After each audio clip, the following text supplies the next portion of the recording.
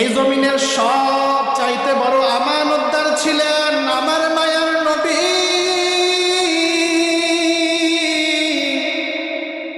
আপনারা জানেন মক্কার বড় বড় বেঈমানরা পর্যন্ত আমার নবীর নিকট আমানত রাখত, জানতো সে আমাদের শত্রু, তারপরেও আমার নবীর নিকট আমানত রাখত, কারণ সে বিশ্বস্ত। আল্লাহর নবী সাল্লাল্লাহু আলাইহি ওয়া আলিহি ওয়াসাল্লাম বলেন, উম্মত তোমরা আমানতদার হয়ে যাও। যার মধ্যে আমানতদারিতা নাই ওই বান্দার মধ্যে ঈমান নাই। নবী বলেন 4 শ্রেণীর মানুষ মুনাফিক। কয় শ্রেণী? 1 নাম্বার, আল্লাহর নবী বলেন ইদা হাদ্দাসা কাযাবা, যে লোকটা কথায় কথায় মিথ্যা বলে ওই বান্দা মুনাফিক। 2 নাম্বার, ওয়া ইদা ওয়াদা আখলাফা, যে বান্দা ওয়াদা দিয়া ওয়াদা খেলাফ করে সে মুনাফিক। 3 নাম্বার, ওয়া ইদা তুমিনা খানা, যে বান্দা আমানতের খিয়ানত করে সে মুনাফিক।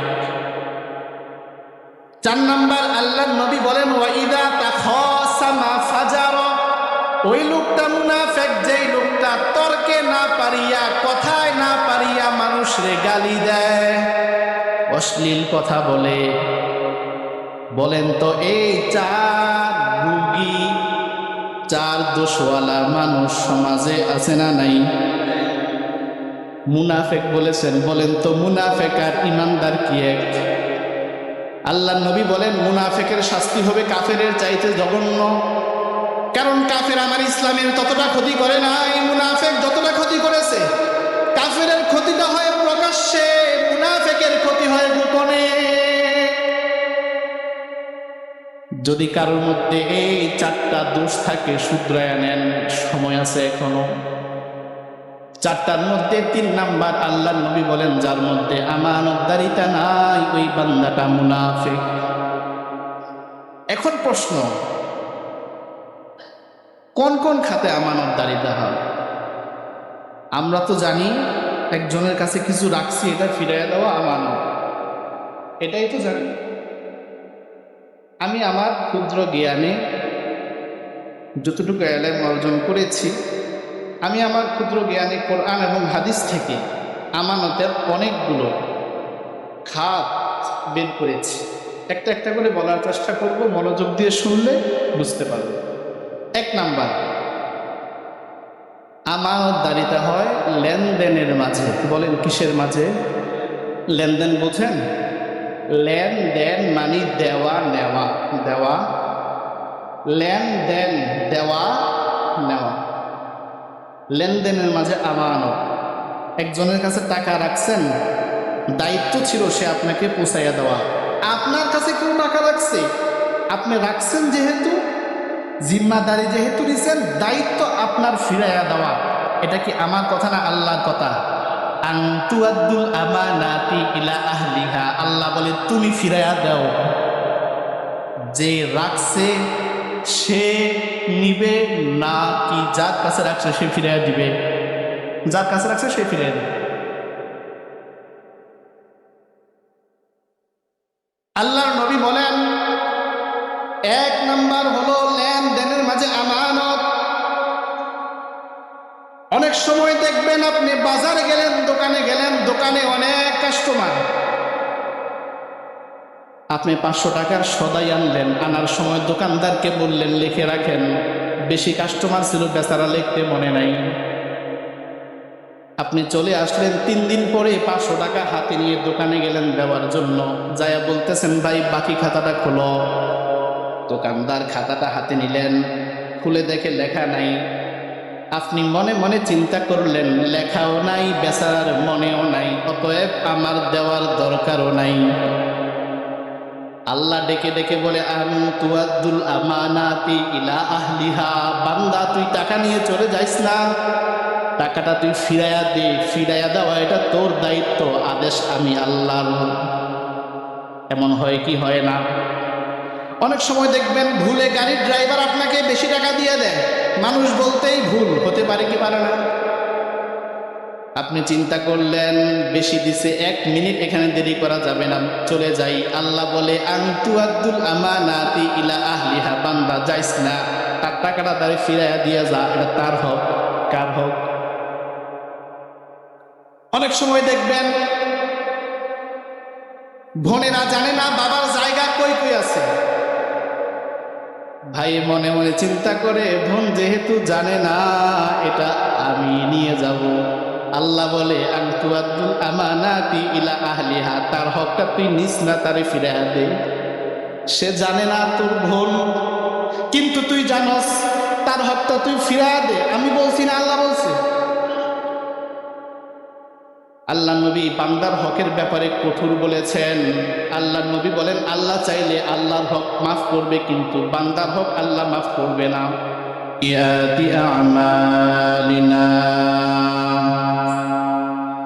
মান ইয়াহদিহিল্লাহু ফালা মুদিল্লা লাহু ওয়া মান ইউদ্লিলহু ফালা হাদিয়া লাহু আই ফালান তাজিদা লাহু وليا مرشدا ونشهد أن لا إله إلا الله وحده لا شريك له ونشهد أن محمدا عبد الله ورسوله أما بعد فأعوذ بالله من الشيطان الرجيم بسم الله الرحمن الرحيم إن الله وملائكته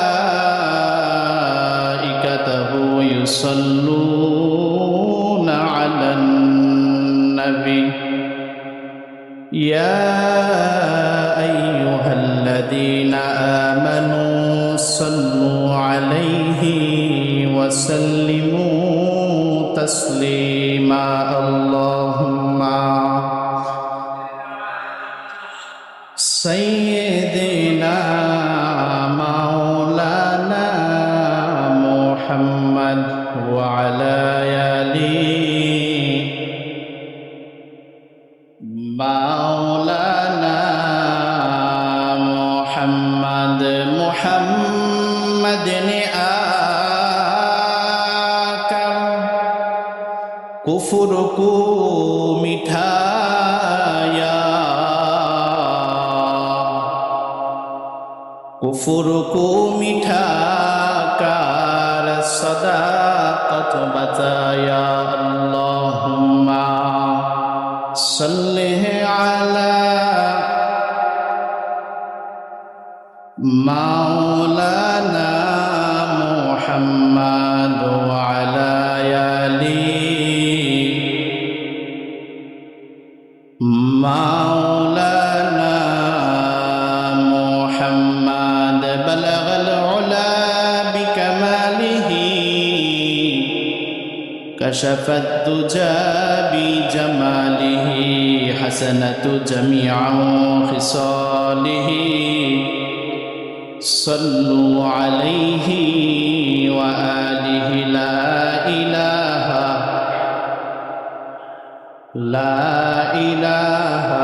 इल्लल्लाह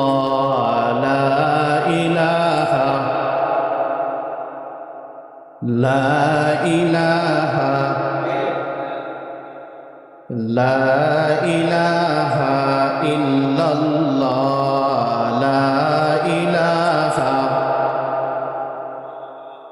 ला इलाहा इल्लल्लाह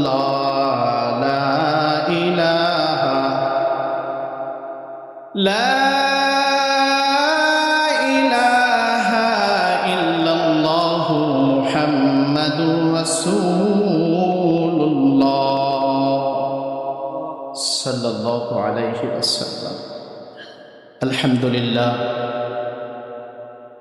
আল্লাহ পাকের দরবারে লক্ষ কোটি শুকর ও সুজুদ যে মহান রব্বুল আলামিন আজকের এই পবিত্র জুমার দিনে জুমার নামাজ পড়ার উদ্দেশ্যে আল্লাহ পাকের পবিত্র ঘরে আমাদেরকে আসার ও বসার তৌফিক দান করেছেন।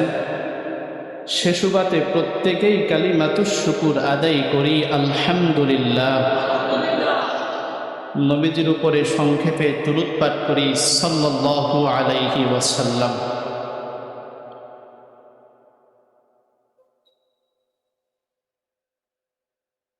কোরআনে হাকিমে 114 খানা সূরা আছে। আমি আজকে যে সূরা থেকে আলোচনা করব ওই সূরার নাম সূরা নিসা।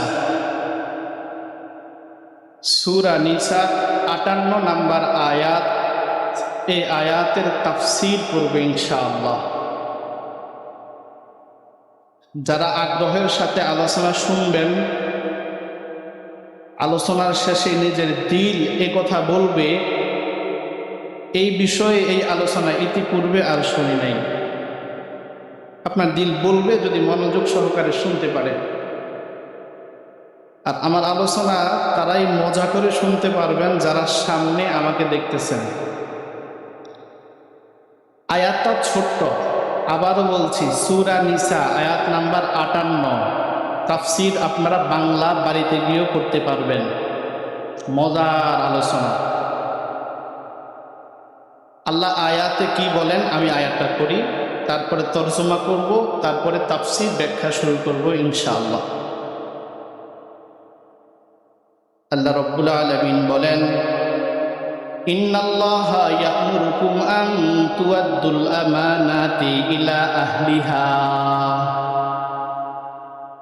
وَإِذَا حَكَمْتُمْ بَيْنَ النَّاسِ أَن تَحْكُمُوا بِالْعَدْلِ। আয়াত শেষ। এই আয়াতে আল্লাহ দুটা আদেশ করেছেন। বলেন কয়টা? 1 নাম্বার আদেশ, ইন্নাল্লাহা ইয়া'মুরুকুম, নিশ্চয় আল্লাহ রব্বুল আলামিন তোমাদেরকে আদেশ করেছেন। 1 নাম্বার, আন তুআদ্দুল আমানাতি ইলা আহলিহা, তোমরা আমানত তার হকদারের নিকট পৌঁছাইয়া দাও। 1 নাম্বার আদেশ, আমানত কার কাছে পৌঁছাইয়া দাও? হকদারের নিকট। 2 নাম্বার আদেশ, ওয়া ইযা হাকামতুম বাইনান নাস, তোমরা যখন সমাজের মধ্যে বিচার করবা, বিচার, আন তাহকুমু বিল আদল, তখন তোমরা ন্যায় বিচার করবা, অবিচার করিও না। কি বিচার? কয়টা আদেশ? 1 নাম্বার, আমানত ফিরায়া দাও তার হকদারের নিকট। 2 নাম্বার আদেশ, সমাজে যখন বিচার করবা ন্যায় বিচার করো, অবিচার করিও না। আদেশটা কার? এখন 2টা আদেশের প্রথমটার ব্যাখ্যা শুরু করি। আমানত। আমানত বলতে আমরা বুঝি কি? একজনে আমার কাছে কিছু টাকা রাখছে, কিছু সম্পদ রাখছে, তারা এটা ফিরাইয়া দেওয়া। আজকে আলোচনা শুনলে বুঝবেন আসলে কি এটা আমানত না আরো আছে। আজ আমরা আমানত সম্পর্কে বেখেয়াল হয়ে আছি, আমাদের খেয়াল নেই। শরীয়তের কিছু বিষয়, কিছু আমল এমন আছে যেগুলো শুধু আমল, আর কিছু বিষয় আছে শুধু আমল নয়, এটা ঈমানের সাথে সম্পৃক্ত। যেমন, খুব মনোযোগ দিয়ে শুনবেন, নামাজ এটা আমল।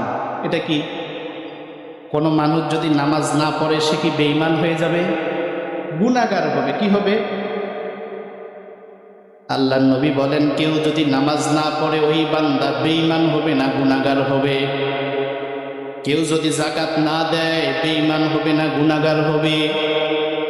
কেউ যদি রোজা না রাখে সে বেঈমান হবে না, বরং গুনাহগার হবে। তার উপরে হজ ফরজ হয়েছে, হজ করে নাই, আল্লাহর নবী বলেন লোকটা বেঈমান হবে না, গুনাহগার হবে।